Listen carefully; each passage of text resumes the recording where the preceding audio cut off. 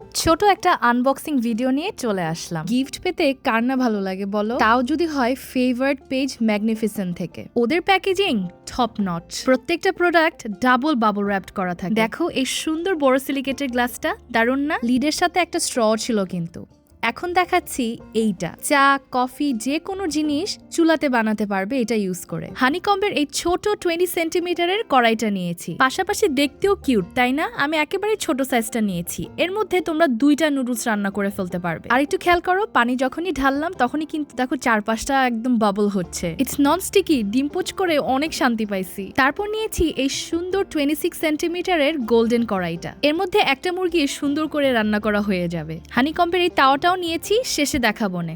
তারপরে এই পোর্টেবল চুলাটাও নিয়েছি, এইটা যে কি কাজের, মানে হাতে পেয়ে কাজ করে খুবই শান্তি পাইছি। Just look at the flame, একদম লো থেকে হাই পর্যন্ত যায়। এমনিতেই তো আমি কন্টেন্ট বানাই, এইটা আমার জন্য খুবই হেল্পফুল ছিল।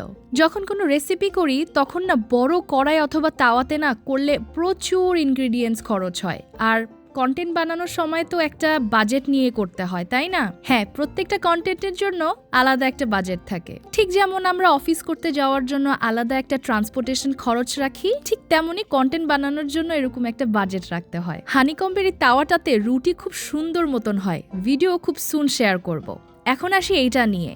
এটা কিন্তু তোমরা এভাবে করে রেখে চা কফি যে কোনো জিনিস বানাতে পারবে, বাট হ্যাঁ অতিরিক্ত তাপ দেওয়া যাবে না কিন্তু। আবার এখন তোমাদেরকে দেখাচ্ছি কিভাবে এই পোর্টেবল চুলাটা চলে। সামনের এই ক্লিপটা একটু উপর করে এটার একটা হোলের মতন আছে, ওখানে দিয়ে এই হুকটাকে আবার লক করে দিতে হয়। শুরুতে মনে হবে হুকটা তো একটু লুজ, বাট তা না কিন্তু। দেখো ফাংশনগুলো, আমরা যখনই পাওয়ারটাকে অন করব তখনই হচ্ছে ওই হুকটা একদমই টাইট ভাবে লেগে যায়। সো এ নিয়ে আর টেনশনে কিছু নাই। দেখো সুন্দর মতন একদম এর মধ্যে রান্না করতে পারবে, আর এটা হচ্ছে যে কোনো জায়গায় নিয়ে যেতে পারবে। আমি চা বানানোর জন্য নিয়ে গিয়েছিলাম বাগানে, নুডলস রান্না করেছি। Easy to carry and easy to use. রান্না শেষ করে যখনই অফ করবে তখনই দেখো পাওয়ারটা অটোমেটিক্যালি অফ হয়ে যায়। আর এই যে এভাবে করে সুন্দর মতন সিলিন্ডারটা খুলে তারপরে বার্নারটাকে এরকম করে উল্টা করে রেখে তারপরে এই ট্যাঙ্কের লিডটা সুন্দর করে ক্লোজ করে এই সুন্দর ব্রিফ কেসটার মধ্যে রেখে দিতে হবে। বাট হ্যাঁ, চুলাটাকে আগের থেকে ঠান্ডা করে নিতে হবে কিন্তু। আর এই ব্রিফ কেসটা লক সিস্টেমের।